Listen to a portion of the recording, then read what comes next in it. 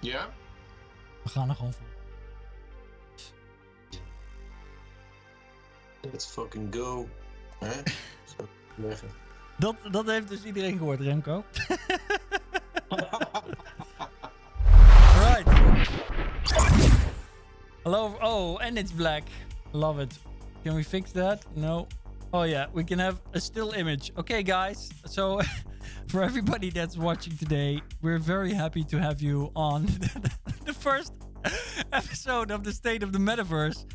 And unfortunately, for whatever reason, my camera has decided to fail me completely. Every time I turn it on, or at least I turn on the stream, it works for about 5 seconds, and then this happens. It freezes up, and I cannot figure out for the life of me how to fix it. So today, unfortunately, you'll just have to deal with a picture of your most amazing app, Metaverse Chief Marketing Officer, and you can't see me laughing about it, unfortunately. So, but we're already 5 minutes late, so without further ado, let's just dive into it. Today, we're going to show you some developments from Movella in motion capture with iPhone, and that has everything to do with a very, very special guest that we have for you today as well. Because today on the show, I will be interviewing Remco Sikkema from Xsense Movella, and he's gonna tell us everything about the future of motion capture and motion capture suits and their role in the development of the metaverse.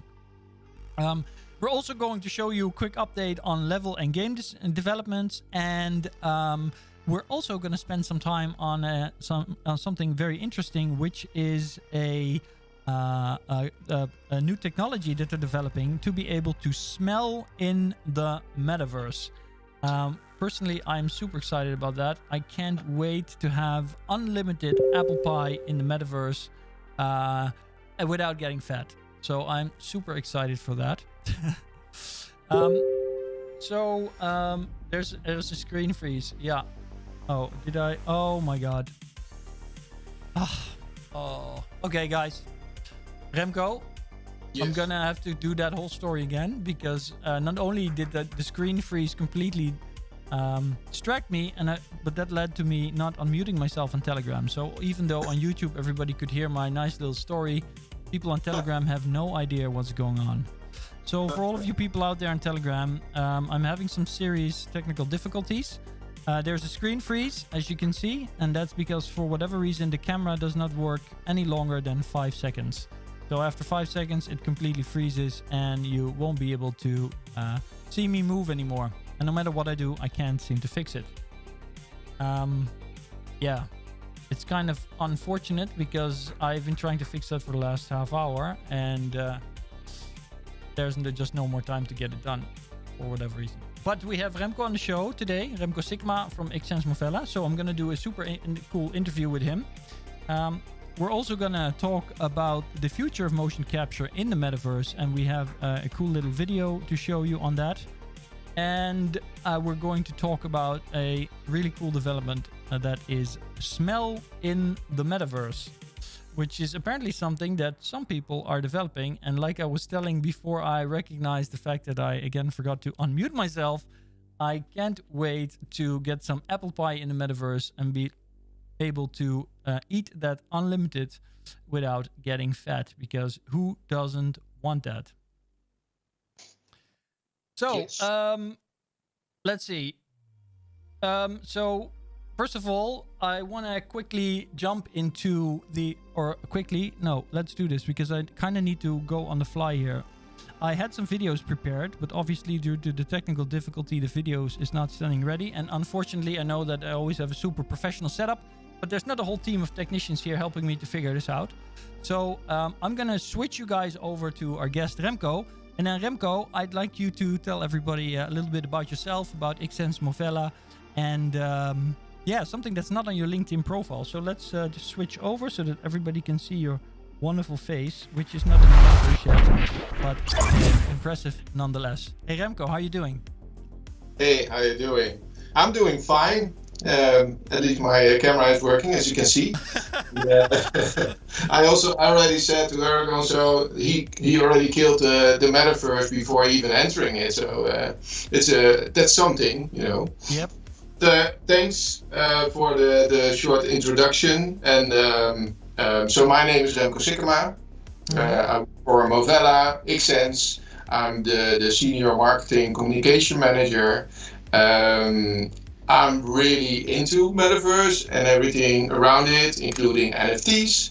I've been starting, I think, somewhere the half of last year with some deep dive into this spectrum, and it's just it's awesome. There's so much going on. It's fast paced. I just bought my first NFT actually yesterday. I've been involved in it for quite some time, and now I really bought one. So that's already also a really exciting point. It's a JPunk, so a Jurassic Punk. So look it up.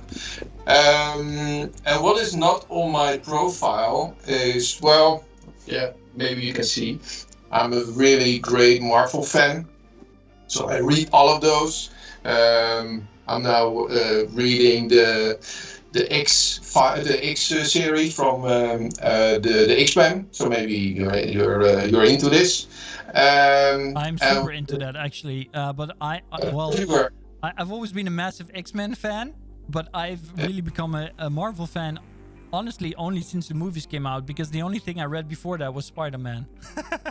My son is into Spider-Man, so I have a big box here actually I'm on the attic, and I have a big box here with all Spider-Mans in Dutch, because I'm really about the English versions, and I always was like, the Dutch, I'm never gonna read them because it's I don't know, it's supposed to be in the original language, but yeah, he wants to read them as well, and he's 10 years old, so he's now in his bed reading this little Spider-Man books. It's really awesome, and I watched all the Avatar movies with him, like the last couple of months, during COVID.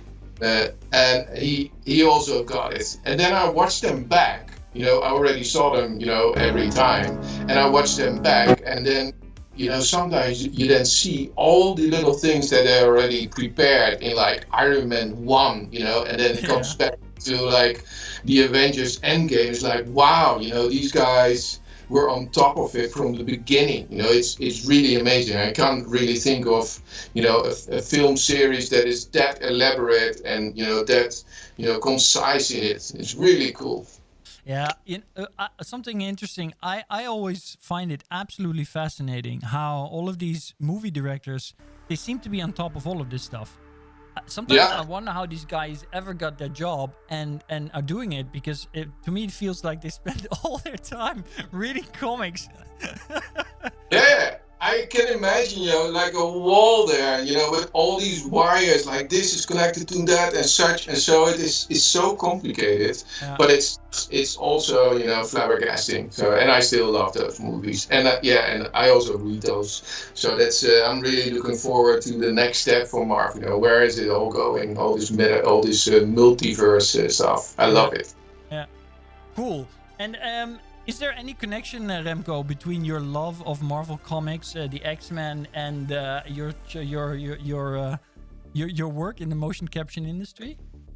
Well, the funny thing is, so I was always a Marvel fan, and I was working at a company, and we did it was pre-scan, so we did body scans, and then a friend of mine who was actually working at Xsens back then, and we were working together on some projects, and he was leaving because he was getting a new job. So he said, well, you're into games, you're into Marvel, maybe, I have something for you. And then I got an interview at Xsense, and I was like, wow, I gotta work here, because I was actually planning to move to another, because I come from the other side of the Netherlands. I wanted to go back. Yeah.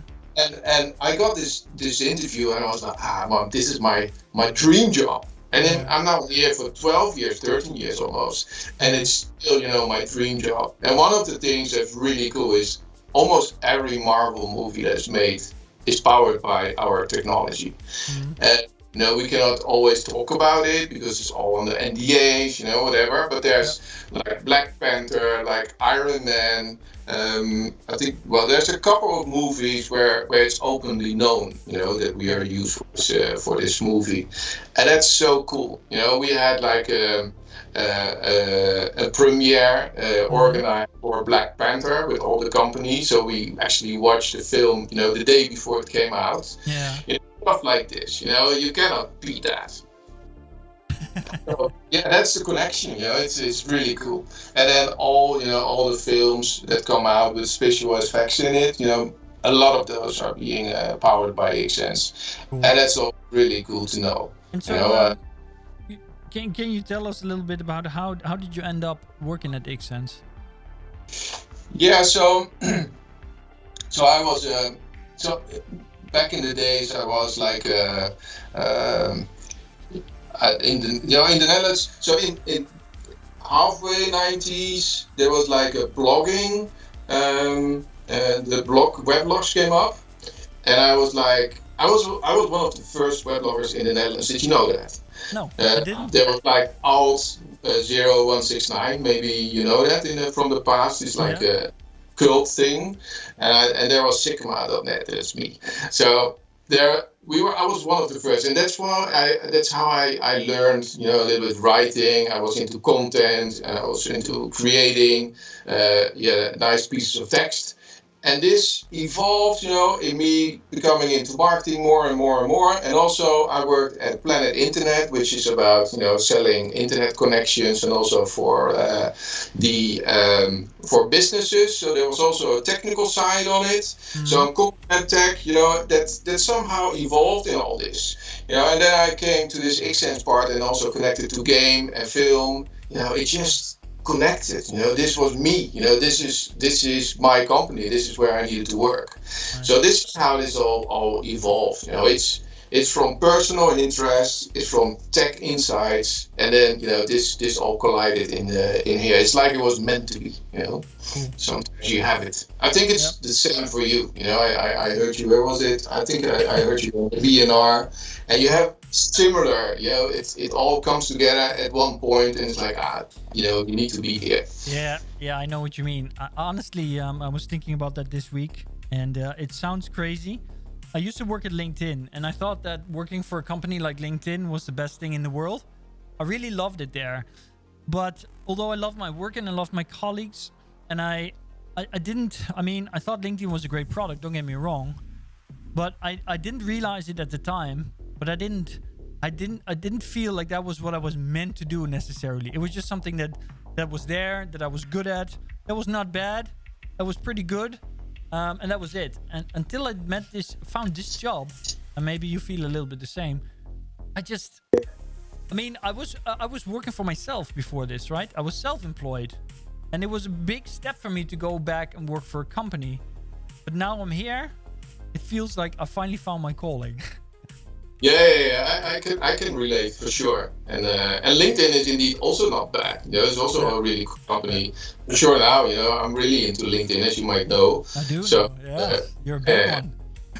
Yeah, so I can imagine that was also something. But I don't know how long that was. It's LinkedIn is also now growing the last few years. It's before it was Facebook, and probably in a few years it will be something different. Yeah. But now this is the time and the place for LinkedIn for sure. Yeah, it's kind of funny that you say LinkedIn is growing in the last few years, because I've been on LinkedIn since pretty much the very early on in the 2000s, and I feel that the same thing that happened with me there is happening to me now. I'm on it. I feel that it's already the place to be, and then only 10 years later does it really explode. So I have the same thing with the Metaverse now, as I'm sure you do too. But I really hope that this time it's not going to take 10 years for people to realize where we're at. Okay, so perhaps it's nice for everybody watching this today or later on to show them a little bit about Xsense Movella. So we have a little video here on cue. So I'm just gonna shimmy into that, and we'll have a quick look at that, and then we'll come back here.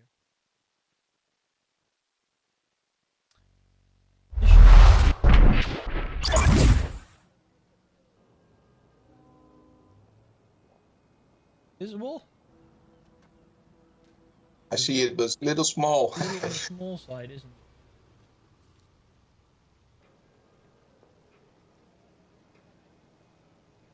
Start from start again.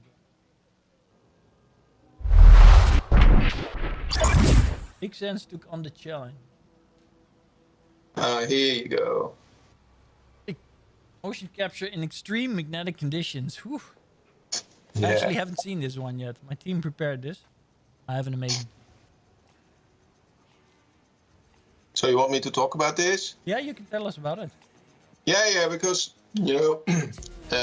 motion capture is so we provide inertial motion capture. That means you don't need any cameras, you don't need any external input to get the avatar that you see here. So normally you need cameras all around, and it's not what we use.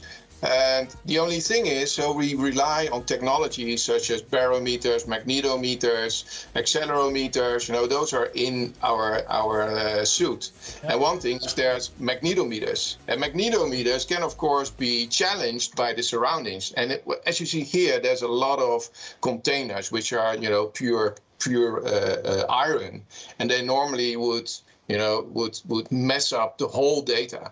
And that's what we overcome. That's actually our best point. We are magnetic immune. We can go anywhere. It doesn't matter. And that's actually our big point. And this video demonstrates it perfectly. We said, where should we go that people would be amazed to see? What would be the biggest challenge? And we said, this, in between those big containers full of iron, if we can beat that, we can beat it all. Yeah. So we can. Cool, very cool. And so maybe you can tell us a little bit, because we have another video, and we're gonna look at it in a bit. But can you tell us a little bit about the journey that Xsens Movella has come through? Because I mean, it looks amazing. It looks very, comfortable. You just have this pretty simple suit to put on, which is basically just like a Nike workout gym set, which everybody's wearing in the streets to work and all the time, even to church on Sunday now. So is that what we're gonna see with Movella Xsense, or and was it always like this, or where did you guys come from? So, it's a long journey. So we started in 2000, and then we had two founders. They come from the UT, which is the University of Twente, and they thought of a little sensor that you could put on your shoe. And when you started running, you could see your trajectory, you could see the pace, you could see the speed, and you could even talk to others, about your run. And it was 2000. And so they went to sports clubs or the sports companies, and they showed this, and they said, no, this is too bulky, it doesn't work. And you think now, that was 2000, and now everyone has Runkeeper or whatever app that you can think of. It's like a given thing at this moment. But then they were they were too early. That was it. But so they thought, how can we use this technology in a different way? And they actually use it on marine, which is measuring boats. The boat goes on a wave, and the state of the boat is different, so they measure this. So this is where it all started. And once they said, okay, we have this one sensor, let's put those sensors on the body, everywhere, and see, what comes out of it. And then you apply a biomechanical model, as it is called, and then you can actually make an avatar of yourself, a digital representation of yourself. And that's about 2006, 2007 when that was introduced. 14 years ago, and they were already thinking about avatars. Yeah, that was, and we started in the VFX. The first movie the first big movie that was used for was Alice in Wonderland. There's the one with Johnny Depp. Yeah, actually. Yeah, I love that movie. I have that suit. I went to a LinkedIn Halloween party with that suit on, dressed up like Johnny Depp, and everybody was super freaked out. Yeah. But it was super cool, and awesome. And yeah, that was like the first one. And actually, I know the stories on set. It was a mess. It was really hard because it was all new for us and it was new for them. But in the end, it worked out. The twins, they were done with our suit, and the one with the long Really? legs. Oh my God, I didn't know that. Yeah. That's so cool. Yeah. I have pictures of those. And the guy with the long legs. Yeah. I forgot his knife. No, I forgot his name. But that one was also done with the Xsense suit. So that was like the first big movie. And we were like, Heart. yes, exactly that one. So that was the first big movie, and that was I don't remember, but I was there. So I started in 2009. So I think it was like 2010. I think. Mm-hmm. So and from then, it evolved, and now we have this suit, and we use it for entertainment, where this is about. But we also use it for sport. We also use it for health. We also use it for ergonomics. And the sensors, the single sensors, they are still being used in industrial surroundings, autonomous vehicles, drones, ships, like I said before. Mm-hmm. Warehousing, indoor and outdoor warehousing, logistics. So it's being used everywhere. Yeah. Everything that moves, either a human or a machine, we can contribute. We can make it efficient or better. Or so I have another video here of I would like to have a look at together with you, Remco, because I would like to get your response on this. It's a topic that I keep bringing it up whenever I talk to you, but let's have a look.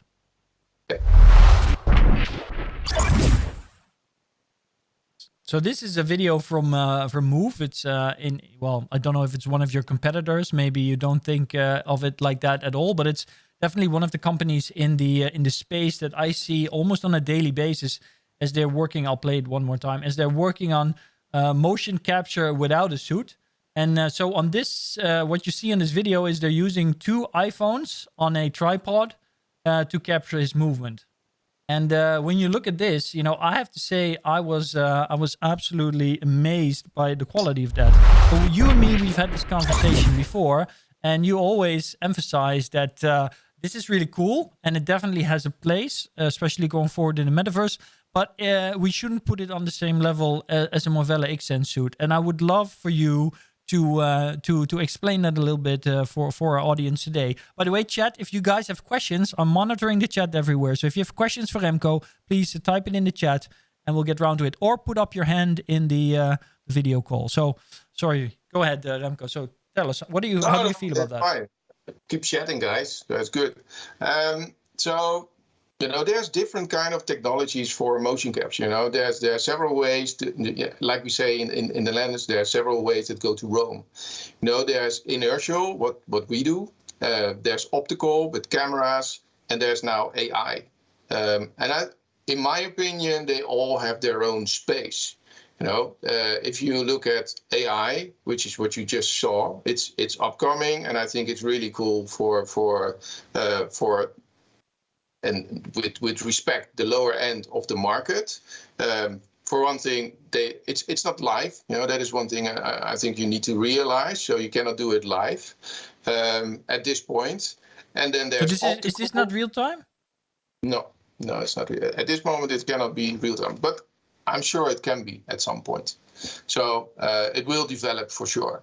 Yeah. That's of course something that you can see. When you're watching a video like this, it seems real time, but you can't really see. I mean, they might have just recorded it and put the 2 videos together. Yeah. Yeah, you don't know, and this is always the case, and also with other mocap technology, you don't know. You see a video and you don't know if it's post processed or if it's live or whatever. Yeah. But what we see all these technologies, and I think they can live either with each other and they can also be separate to each other, because every one of them has their strong points. Yeah. If you think about inertial technology, what we do, just like I showed you in the video, you can do it anywhere. You can do it anywhere. It doesn't matter. Yep. You can jump from a plane, have a suit on, and it works. It's okay. And you cannot do that with this, because you need a camera, you need a setup, you need a special lighting. Most cases, there's all kinds of things that you need. And for optical, which is like our, you have inertial and you have optical. You do that in a studio, and that's really accurate. That's a lot of games use it because it's these little twitches they can take, and they can make the position really accurate. So if you have two players and they're fighting with each other, then optical might be a good solution. There's games that use skiing, and then they come to us. There's games that use boxing, they also come to us. But some cases it's this, and it's in some cases the other. I think somebody in chat just made a really nice comment. Marky046 said the iPhone tech or any camera tech is also more static, because at the end of the day, depending on how many cameras you use, but even that doesn't matter, I guess, because you're limited to the space. So there's definite boundaries. So you can do a quick recording, but you can't really walk around like you can with a Movella Xsense suit in a massive scale space. Well, thank you, Mark046. That's indeed that's it. It's also when you have the suit on and you do like 100-meter run, you can go on. You can go to the end of the metaverse. And it still works. And this is also different. So if you have a studio, you're bound to the volume, as that's called. The volume is the space where the cameras can see you. If you go outside of the volume, they cannot see you anymore. And we can go anywhere. It's also we've been in the desert. We've been jumping from planes. It's everything. And that is the biggest difference. And we are at the same level in accuracy for the optical and the inertial, and the AI. It's coming up, but I can see it happening that somebody is behind this computer just like I am now, and there is a camera set up that could work. And it could be really low barrier, to get into the metaverse. I can see that happening. Yeah, I have some questions that tie into this. Actually, we have Seedman, who's in Telegram. He's one of our regulars. Hey, Seedman, good to see you, buddy.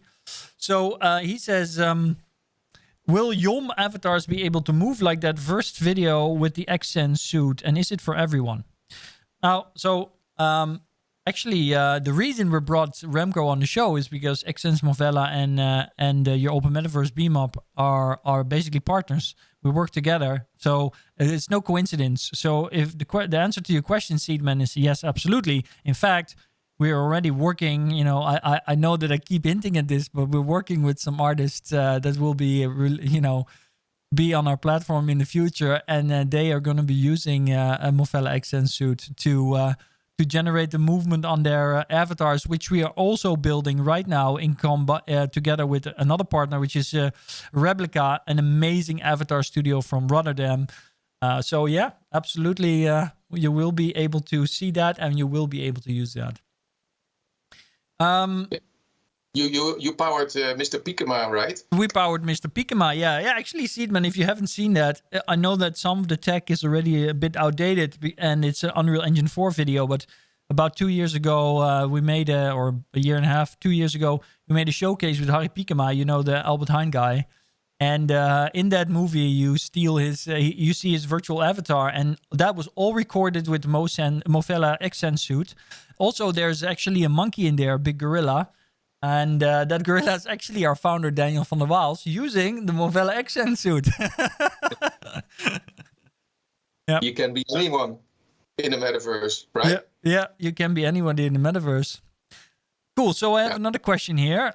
This question is actually from the gorilla, the metaverse chimp himself, Mr. Daniel van der Waals. I'm curious, this one's for you, Remco. I'm curious what your view is on integrated haptic feedback in the Xsense Movella suits, Remco. Is this also an added value compared to using something like AI camera for motion capture? So I would like to expand on that question. what's the future of Xsense Movella suits? Yeah. So first on the haptics, I think it's at some point, the haptics will be included, and for sure, if this metaverse, if this is going, if this is happening, just like you said before with the smelling, and then you have the feeling, it combines. We are going to expand, our what is it called? Our senses. Yep. The smell, the feeling, the movement, everything is going to be included. Yeah, just to make this experience richer. Mm. So I'm sure haptics will be included as well. I cannot elaborate on plans that we have, but this is like a logical step. And you see it also. There's also suits out there, that combine this. You have a haptic. Those are you can put them on your chest, and you feel, when there's an impact. Yeah. It's really cool. And you have it in gloves. When you pick something up, that you actually feel. Even though there's nothing, but it still feels like you pick something up. So it's all developing. Yep. And if you then see, the future of mocap, I think, there's a few tracks on this. Now, first of all, we just talked about, this AI, and we talked about sitting behind your desk. What you see a lot now is virtual influencers. You see VTubers, virtual YouTubers. Yep.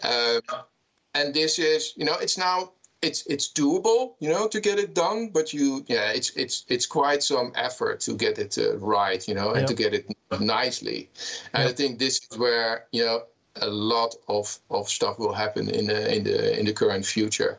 Like simpler setups for motion capture, almost towards the consumer kind of market. So this is where it's going. That is for one.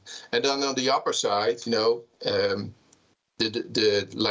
uncanny valley is going to get. We're going to cross it by miles. We already see it. If you see Star Wars, Blade Runner, Thanos, Thanos behind me is also. It's almost so real that you don't know. If is it VFX? Is it real? It's almost indistinguishable. Yep. And this is getting more and more. And this is also where we see happening. Face together with the body, together with the fingers. This whole setup that is going to be integrated so much that it's flawless. Yeah. I saw a video, and for those of you in chat there, and Remco probably also knows this, of course, we're building your open metaverse on the Unreal Engine. But of course, the other big player in the field is Unity Engine. And I've been amazed lately at the MetaHuman videos. So this MetaHuman is basically like a plugin for Unreal Engine developed by Epic Games, which allows you to create super hyper-realistic human avatars. But Unity, of course, is the other big player in the field. And I was blown away this week by a video from them, a released video from them, which was a real-time, it was a cinematic of a real-time environment that can also be experienced real-time with a sort of meta-human in there. And it was also so realistic that I literally thought 3 times seriously to myself, is this real? Or is this is the woman just real, and is it a virtual production, or is she also an avatar? Yeah. No, it was indeed. I was blown away, just like you. I was blown away by the meta humans first when I saw them for the first time, and this one was the same. It was like wow, and also the point is, so these meta humans, I kind of find them like perfect picture people. They're all pretty beautiful people, and there's Unity, and not that she was like ugly, but she was like not perfect, really human. Yeah, that's what made it so realistic. And that's the funny thing, because somehow, how in the Matrix, Agent Smith in the first movie at the end, when he's trying to break Morpheus, he says, "Did you know that the first Matrix was the perfect utopia?" and you humans just couldn't accept it. Iets in die trend. It was too perfect, and your brain just wants suffering.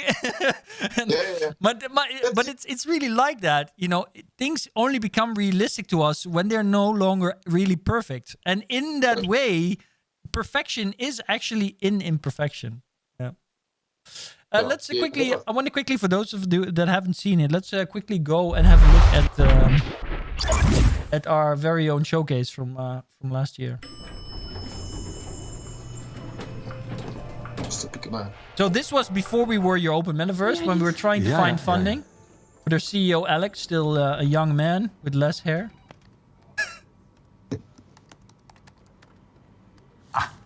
Goed dat je er bent.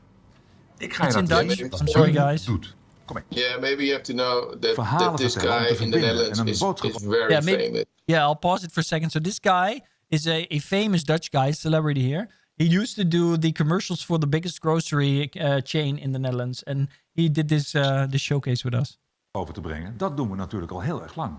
Al sinds we rond een kampvuur zaten. Beamup doet dat ook, maar dan met iets meer mogelijkheden. En dat begint met een kopje koffie. And he's talking about you can be anything, right? In this virtual environment. Yeah, he's talking about the importance of immersive storytelling and that basically all channels of communication are about that. Omgezet in een virtuele werkelijkheid. Digitally. Yep. Dat is powered by Movella Xsense. Yeah, this is verhalen zijn powered by krachtig Movella omdat ze de wereld niet laten zien hoe die is, maar hoe die kan zijn. En bij het vertellen van deze verhalen heeft technologie altijd centraal gestaan. Of dat nu een kampvuur was, op deze wereld. Kunst, and this world is right. It's like a test environment, right? But you developed. I've seen this before, like these images. So I'll just pause it there, and we can switch back because I just wanted to show it. Anybody that wants to see this, by the way, can go and find it on our YouTube channel for Beamup. But this world was actually crafted from the ground up by our partner VR Division in Istanbul, which at the time I was actually working there. So that was before I joined Beamup. And so this was the first project on which I worked together with Beamup to create a virtual environment. And this is supposed to represent the Utrecht, which is the Dutch city where our office is located in the future. And if you see the video, you see that there's an ocean around the city because we're already calculating on the ocean levels rising. Yeah. All right. I didn't get that from the videos. No. No, but now you know this, and you go back, you'll probably see it because there's a Dutch train in there, and you know, kind of the landscape, all of that. See it now. Yep.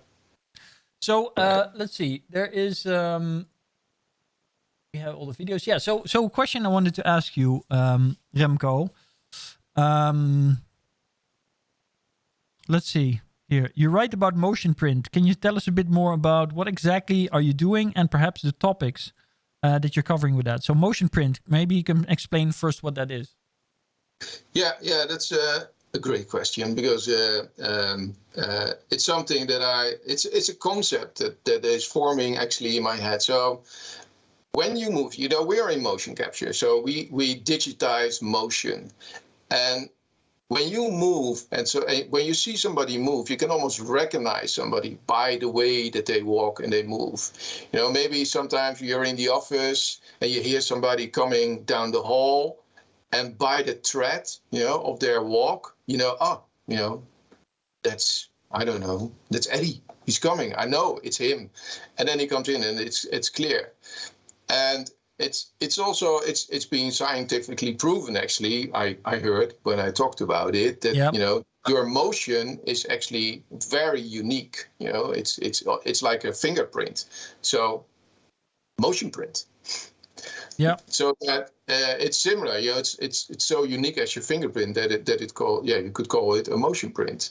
And we actually tested it internally. You know, we captured, you know, different people within the company, and we showed the data to other people. Yeah. And people actually recognize, you know, that's that's Remco. That's Job.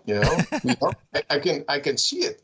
And probably if you do it at your company, and I know you would probably recognize Daniel. Say, hey, it goes beyond that. I'll tell. I mean, for those that have been watching our State of the Metaverse, aka AMA, in the past, they probably know that I talked about the fact that I play games like Apex Legends. And so Apex Legends is a kind of computer game where you play with a mouse and keyboard. So there's no physical motion. And yet, I can tell you from years and years of playing, if you play with some people all the time, you can recognize them by their movement patterns. You can just instantly know who it is, just because everybody has a very unique way of doing stuff. And so I can totally see that if you have a motion capture suit which captures so much more data of how you actually move, it will be very obvious that you can recognize people by that. Yeah, for sure. That's indeed true. And I think, when the metaverse, then, when we're in the metaverse, everyone also wants, it's human to be unique. Everyone wants to be unique. And now you already see, people with avatars, and either in games or Fortnite, wherever, they want to be unique. They have their own hairstyle, they have their own clothing, they buy NFTs with clothing, everything is okay. People are making themselves unique. But on top of this, you can be extra unique, with your movement. Yep. And I even think it could be like it's like your base. You can look whatever you want, but you will not move differently. So you can change your avatar, but you can still move the same. So this inner self, is going everywhere. And I think that there's something in there. You could record it, and then you can have your own motion print, apply it to your own avatar. And even, we were talking about Move AI. If you would put AI over this motion print, you can even expand the database. And have like your own unique movement pattern. And then.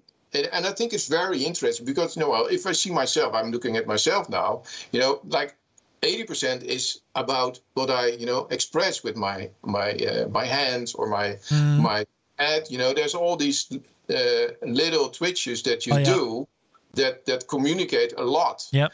And you don't see that now in all the metaverses that are there. It's like standard motions. You turn, you walk.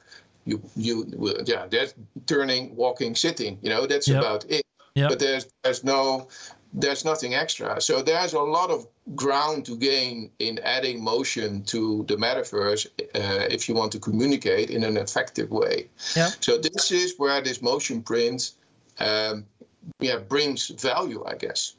Yeah, it could be interesting. I mean, now we're unlocking our phones with a fingerprint, but perhaps, and we're thinking about science fiction, like scan somebody's eyeball. But maybe in the metaverse, if you want to get in that special VIP Xsense Movella party, you have to do your little dance in front at the door to get in.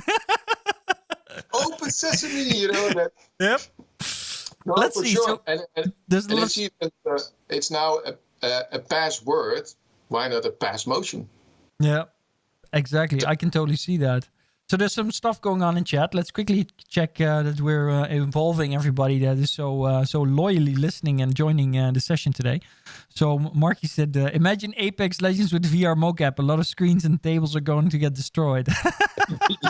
yeah, for sure. Oh man, I already sometimes destroy my set because I don't know if you guys have this, but when I'm gaming, I can't help but move with what I'm doing. I'm such a, I don't know, my body is such a part of the things I do. And then I move to the right, or I hit my head into the microphone, or I... But it was also already with consoles, I was you're driving like this, to the right. And it doesn't help anything, but you still do it, Yeah. Cool. So what else is there? Hey man, I mean, eye tracking is in some VR headsets too. Yeah. Like digital DNA. I like that, Gabi Swan. Digital DNA. Yeah, absolutely. Combine it with body shape and you have your password. Yeah. But then again, body shape could be something that is changeable, of course, in the metaverse. I'm having my own avatar built, and I can tell you that I asked Mao to get rid of the what I call Corona pounds. So. Yeah, you can be anyone. Yep. Yeah. Cool. So there's something else that I'd like to have a look at you with you, Remco. So here we go. Smell in the metaverse, something completely different from motion capture. So this article was posted this week. You can also listen on it. It's on vpr.org. And it's about smell in the metaverse. Want to smell in virtual reality. A Burlington-based startup has the technology. So apparently what they have is they have like a kind of little box from what I've seen. And it can be hooked up to your headset or something. And then it will release certain smells at certain moments when you're in the metaverse. So it really sounds super sci-fi-ish. What? It's really cool. I don't know. Have you been to where was it? I've been to a theme park. I think it's the Efteling actually. Yeah. And there's also like it's like a Lego. There's like a Lego film. There's all kinds of things are happening, and the chair is moving, and there's like, but there's also then water coming over you, like raining, and there's also the smells. So you see, it's you know this is new for like personal use, but you hear it more. I think there's also cinemas that they experimented with this, adding smell to your experience. Yeah. But I think it's really cool. Yeah. And like we said before, there's all your senses are going to be involved in the metaverse, and that's, I think, also you need to, because it's it could be like a digital representation of your world, but not a copy. But you still need the experience to make it really worthwhile, right? Yeah. So an interesting thing there is, so before you talked about the importance of body language because it makes up such a big part of our communication. I've been a public speaking coach for years, and I always need to explain to people that it's about your words. Only 7%, this is kind of, Dr. Merabian once said 7% is words and then 38% is your voice modulation, which I'm using right now. And then the rest, 57% is body language. And that's true for presentation. But when it comes to building memories, when you want to imprint something on people, what's even stronger than having involved all these senses, body language, actually, I need to go back a little bit. When you're looking at somebody else, we have something in our brains that are called mirror neurons. And these mirror neurons, they basically mirror whatever the other person is doing in your mind. And this creates a sense of connection and empathy. And so the more you involve different senses, like movement, touching something, etc., your voice, you make a stronger connection. The one thing you can't as a presenter is bring in smell, but it's been scientifically proven that smell is the strongest if you want to retain a memory. And when we're moving to the metaverse and we're going to live in a different reality, we want to have memories of that. And I can tell you as a lifetime gamer that in games that you just play on a screen, it's very hard to have distinctive memories that will stay with you years after. You generally only remember like a little, vague sense of what you did and what it was about. And so I think these kind of sensations will be really important. What do you think? What do you think, Chat? And what do you think, Remco? Yeah, that's a really interesting concept. And the last thing really resonates with me, about gaming, because, I'm a big gamer. And I was, while you were talking about it, I was thinking about, so what really stuck with me with all those games, is there like, some moments, and it's actually true, it's more about, the feeling of being, or of gaming, with your friends, like this experience, like, fighting with the co-op version and, going towards an end goal or a big boss. Mm-hmm. And it's not that I think, okay, but what was the actual level? There are some Call of Duty levels that I can remember, tigering through on the floor, and in stealth, so those kind of things. In Halo, I was a big Halo player, and there's this bridge that you have to cross, and it's like awesome. I think this ties into what Juan Martinez says in chat. He says another really important, or perhaps even more important than smell, is emotion. And I think that's what you're describing, because in these moments, you're feeling that emotion. And so that ties back to how we originally started building on the Metaverse with Beam Up, with the idea of immersive storytelling, right? It's all about that immersive story. You need to be there in the moment with as many of your senses as possible, I guess. Yeah, and that's true, because I also, so for the Metaverse, I also think, so we are all talking about the technical side of it, mostly, with the discussions, interoperability, what kind of platform will it be? Will it be VR? Will it not? Is AR involved? All these things that you see coming by, how will NFTs be utilized? How is crypto going to be incorporated? All those discussions, and they're great, of course.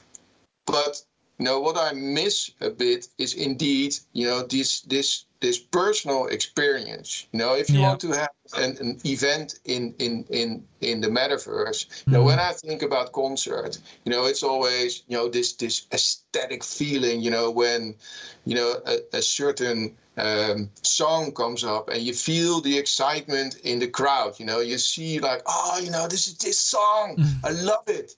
And everybody like, wow, or this is like, they never played this song, Is that the song or the Amsterdam snack? Yeah, but it's like, but feeling, and you need to replicate that feeling. I got a feeling. Yeah, no, I know what you mean. I know exactly what you mean. And that is something that, and you need to feel that the presence of others, and I think that is where we need to build. How can you feel the presence of others around you? Yeah. And that is, and I probably, like you said, smell, haptics, all these things will help. Yeah, absolutely. Cool. So I have, thank you so much for that, Remco. So it's almost 5 o'clock, but we started a bit late. So of course we're going to end a bit late. You guys know me, and girls and non-gender people. So let's, there's one more video I would like to have a look at. And so this one is from our internal development team. They are hard at work to create some of the first meta experience that will be launched with the platform, and that we also will use to bring on board some of the big brands and showcase the possibilities. So I'd quickly like to have a look at that with chat, and I look forward to all of your input and questions.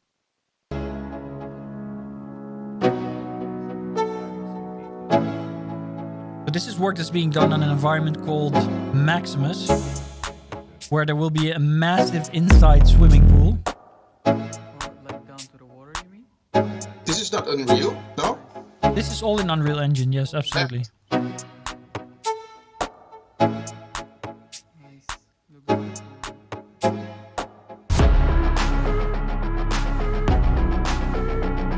Yeah, our developers have something for Superman. They want to fly around. I had to tell them to give this lady a pair of pants, because the first time they made the recording, it didn't really work out the way we wanted it to for public streaming. But it's like the Unreal Engine 5 introduction video. You remember that one? Yeah. It's also flying between the mountains. Yep, absolutely. Yeah. It's like this.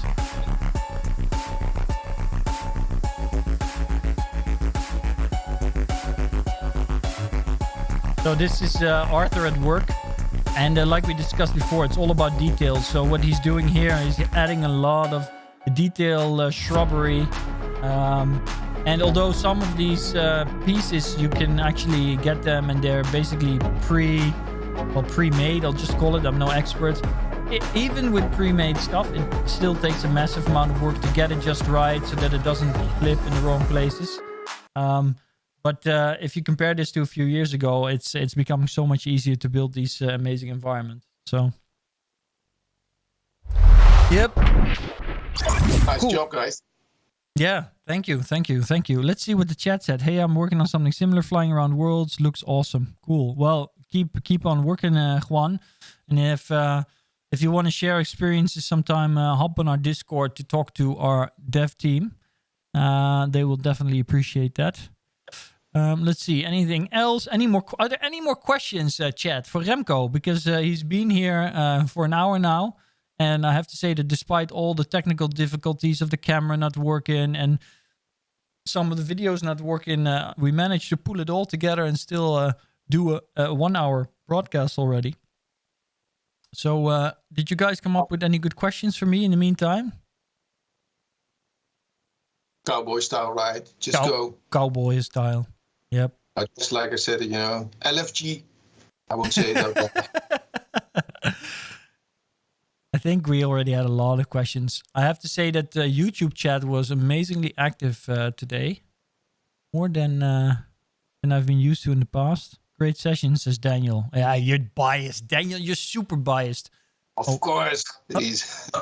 We have a lot of World of Warcraft conversation going on about Orgrimmar versus Undercity. I like that. James says, hey. Marky says, we try. Oh, by the way, Marky, I read your comment about you can't deal with certain smells and you don't want to be gagging while you're shooting. So I guess we never have to send you to a real war. That won't work.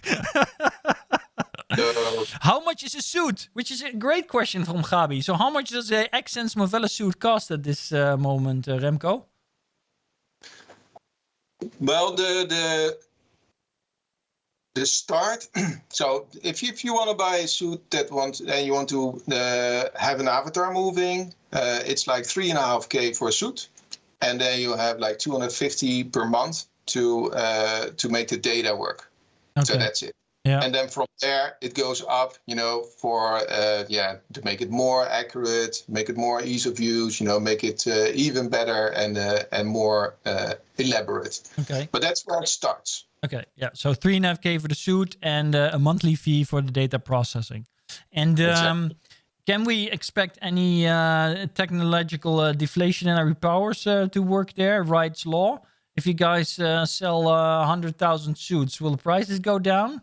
Well, can we expect anything there, or will this always be something like the Formula One, where Movella suits will always represent the premium elite in motion capture that we use for artists and events, and that people won't be using at home? What's your thoughts? It's a logical question. Yeah, we tend to stay in the high level of motion capture because that's where our strength is, the accuracy. Yep. And there's a lot of work going into this accuracy. There's a lot of algorithms, behind that make it all work. There's years of work in this. We have like a big, huge department working on it daily. So that's our strength. But I won't say, we will never go into, a more affordable suit for home. I won't say we won't do it. Yeah. When is the Xsense Model 3 coming out? Come on. Yeah. Model Y, let's go. Model X, Model Met. That'd be nice. No, but it's for sure, it's something that we're looking at, and at some point, you have to go there as well. But it won't be happening on the short term, for sure. Okay. Well, I mean that doesn't really matter. I mean, I don't think that everybody at home wants to get into a Movella Xsense suit every time they go into the Metaverse. But I think that for levels of immersion and the quality of events. And future productions, you really want that level of quality. So, sounds like a very clear value proposition. Yeah, but if at some point, if you just would need a few sensors to put on on your body, I would imagine people at home would do it. But then there's a lot of work has to be done to get that done, because now we use 17 sensors to get it all perfect. And if you want to do that with a few sensors, it takes a lot of work to make that done. But I don't see it. I see it happening at some point. Yeah, for sure. Okay.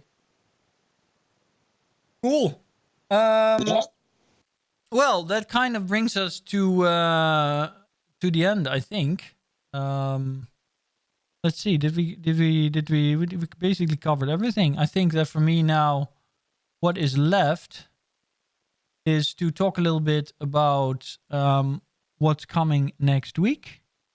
Yeah.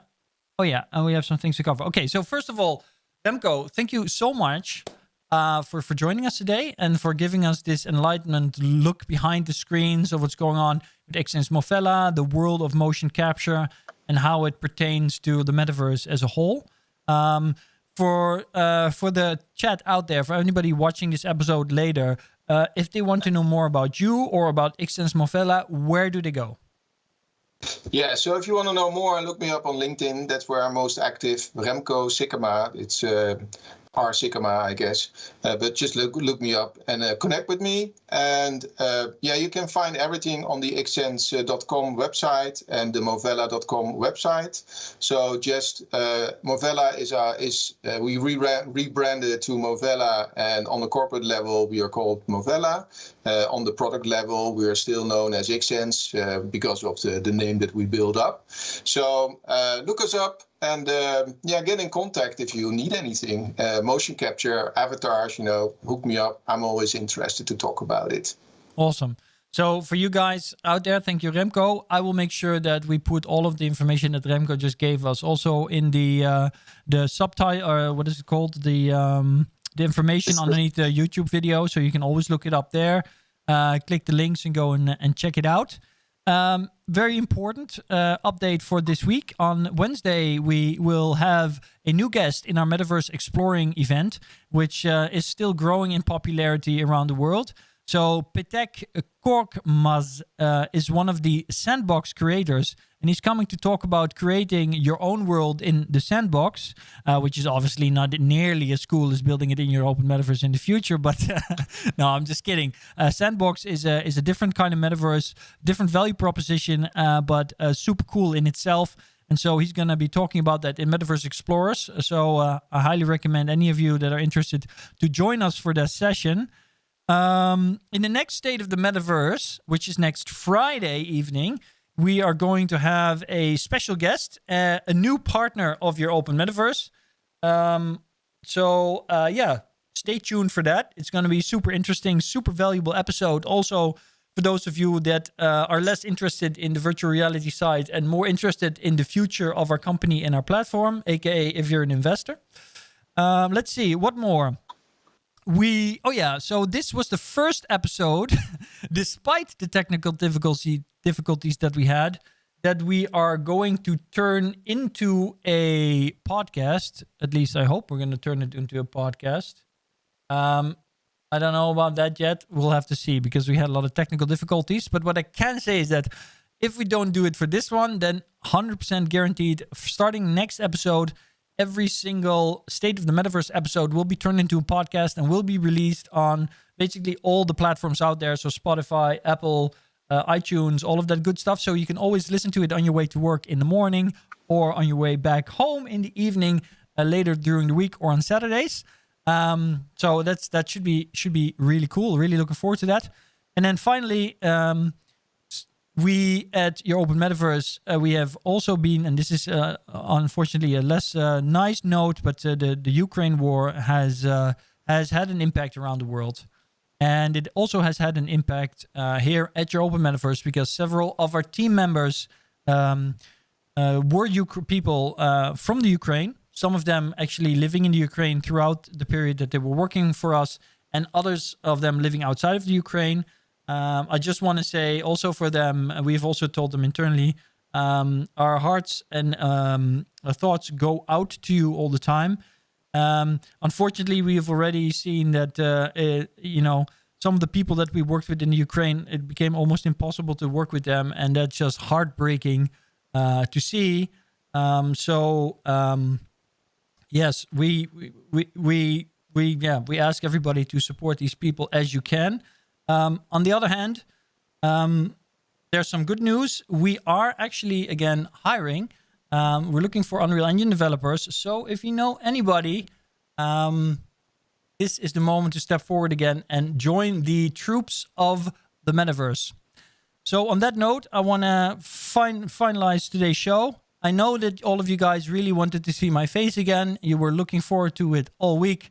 but unfortunately, technology didn't want to work with me today. I will go and work on fixing that for next week. And until then, I have a special piece of music for you. See you later, and on the flip side.